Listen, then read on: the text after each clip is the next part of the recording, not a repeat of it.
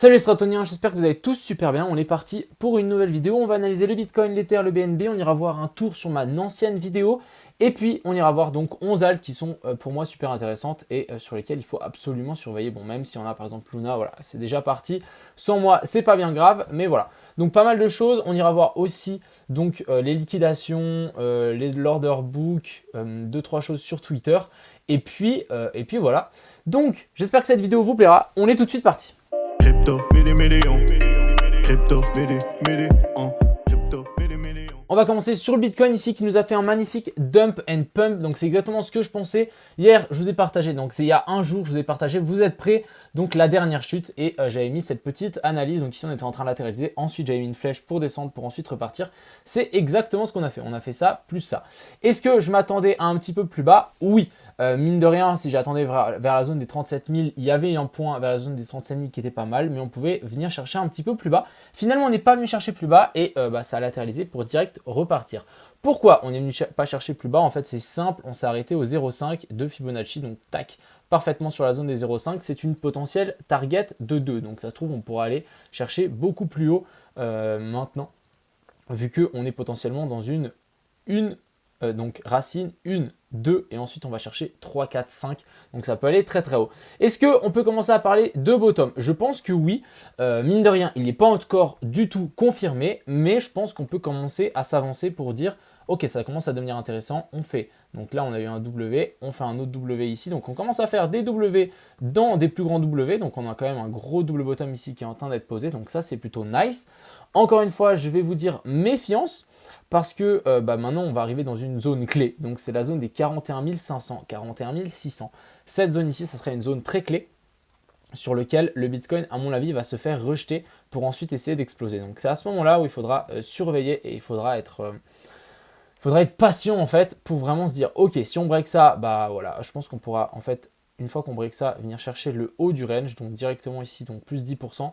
Et si ici, on se fait rejeter, on pourra largement revenir chercher donc le bas du range, donc vers la zone des 39 600. Encore une fois, je pense qu'on descendra plus là en bas.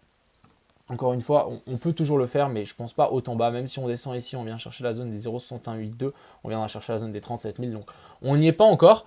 Mais avec tout le conflit, etc., qui est en train d'arriver, je pense que le Bitcoin, les gens sont en train de se rendre compte que, en fait, c'est le futur et c'est l'avenir. Et du coup, c'est aussi pour ça que on commence à avoir pas mal de hype autour du Bitcoin. Je pense que le Bitcoin profite de la guerre, clairement. Et je pense que c'est des événements comme ça qui pourront prouver en fait aux personnes qui sont sceptiques par rapport à ce Bitcoin que en fait c'est peut-être finalement très très bien. Quand je vois les photos des gens qui font la queue dans les distributeurs en Russie, ça fait peur. Donc voilà, par rapport à ce Bitcoin ici, assez intéressant. On est vraiment en train de passer par-dessus ces anciens tops, donc ça c'est plutôt nice. Mais voilà, maintenant moi je m'attends à chercher cette zone, on revient faire pourquoi pas une petite descente et ensuite on peut largement repumper vers le haut. Si on passe sur la dominance du Bitcoin ici, on s'est fait rappuyer donc sur cette petite trendline ici. Pour le moment ça tient, il n'y a pas eu de cassure. Moi ce que j'attends c'est soit une cassure vers le bas ici et on casse ce plus bas et là on aura une petite all season, soit le Bitcoin continue à grimper et la dominance du Bitcoin grimpe aussi. Du côté des CME, on a le gap qui a été clôturé. Bon, c'était vraiment très très léger. Ici, il y avait le petit gap. Il a été largement clôturé maintenant. Je pense que voilà, la prochaine zone, ça sera venir chercher ici ce point bas sur cette zone-là. Si on regarde rapidement donc 2-3 petites analyses différentes, donc ici on peut largement, donc lui il pense remonter donc dans la même zone que ce que je dis, c'est chercher ici cette zone de support plus cette zone de support. Donc pour le moment on est dans cette zone là, donc ça sera vraiment zone clé. Soit on redescend, donc lui il a dit vraiment on peut redescendre beaucoup plus là, soit on passe par le haut et on explose cet ancien top. Donc ça c'est vraiment plutôt pas mal. Et aussi petite analyse du DOT, je trouvais ça assez intéressant. Je pense que maintenant on a cassé vers le nord, mais on avait une jolie petite divergence, cassure du biseau ici, et maintenant on peut largement s'extirper vers le haut. C'est plutôt cool. Du côté des liquidations, on en a pas mal vers la zone des 44 000, 43 000, et sinon au sud on en a quand même 2-3. On va jusque vers la zone des 26 000. On a ici dans un pic vers la zone des 30 000, 32 000, 33 500 et puis là 35 000. Donc, est-ce qu'on va partir en ne prenant pas ces liquidations ici? C'est très possible. Ici, on voit qu'il y a eu 2-3 personnes qui se sont fait liquider. Et là, il y a presque 1 800 000, 400 000. Bref, ça liquide un petit peu. Et puis du côté ici donc de l'order book, il n'y a plus rien sur les futurs, donc c'est vraiment la voie est libre. Sur le FTX, on avait un mur ici, j'avais l'impression que c'était un petit peu du spoofing parce qu'on a vraiment traversé ça comme dans du beurre. Et ici on voit qu'il n'y a pas eu de Bitcoin échangé, donc ça c'était clairement des ordres spoofing, donc c'était vraiment c'était des faux ordres en fait. Du côté de Bitfinex, on n'a pas grand chose. Et puis sur Binance, ici on commence à avoir 2-3 ordres donc en spot.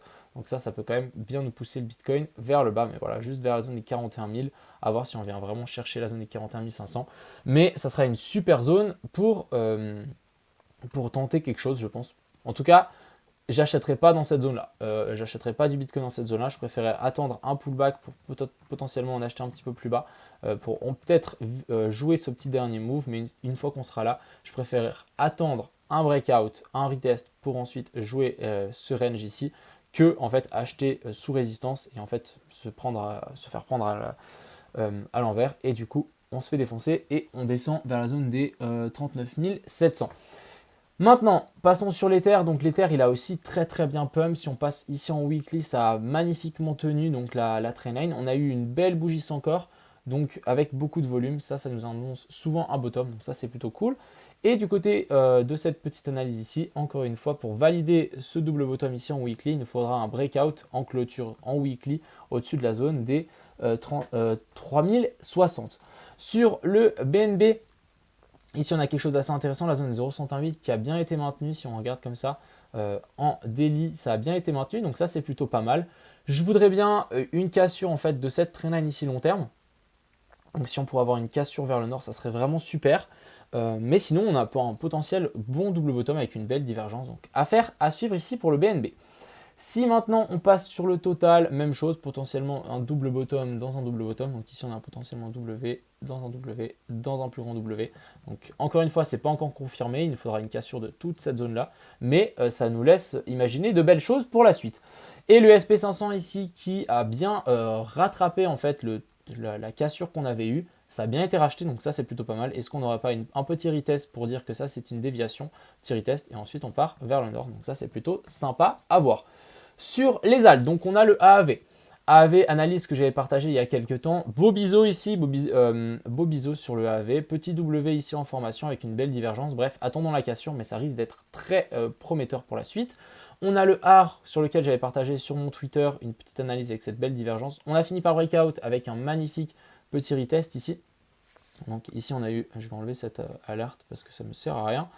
On a eu un magnifique petit retest et là ça pump, donc plus 8%, super cool. La prochaine zone pour le AR, ça sera la zone ici des 41.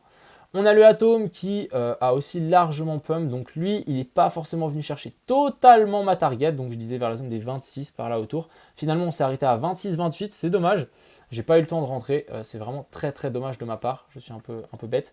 Mais voilà, je pense que là, on a quelque chose de super intéressant pour le Atom.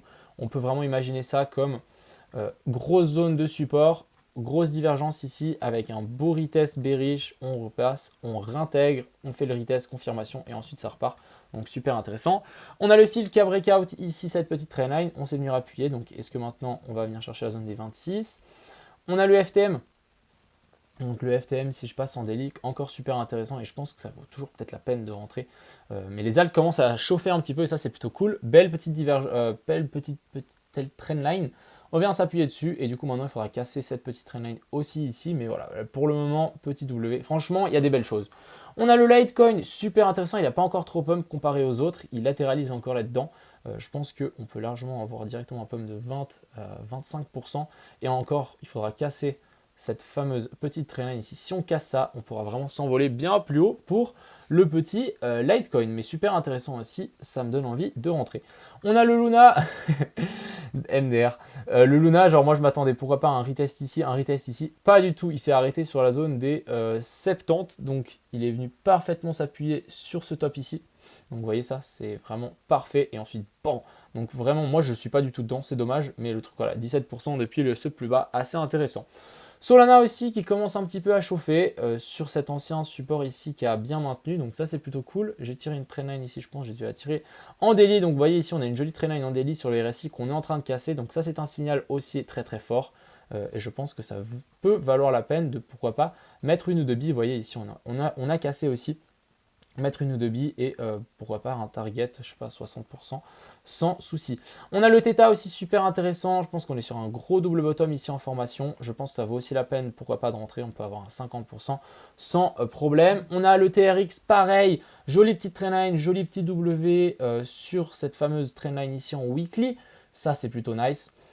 Et maintenant, il nous faut une petite cassure au-dessus de cette trendline et ensuite on pourra, à mon avis, s'envoler sans trop de soucis. Et on a le XTZ qui commence aussi un petit peu à pousser. Donc moi, je l'attendais un petit peu plus bas, malheureusement. J'ai peut-être été un petit peu trop gourmand lors de ces petites descentes. Mais voilà, ça reste encore complètement sympa de pourquoi pas en acheter ici.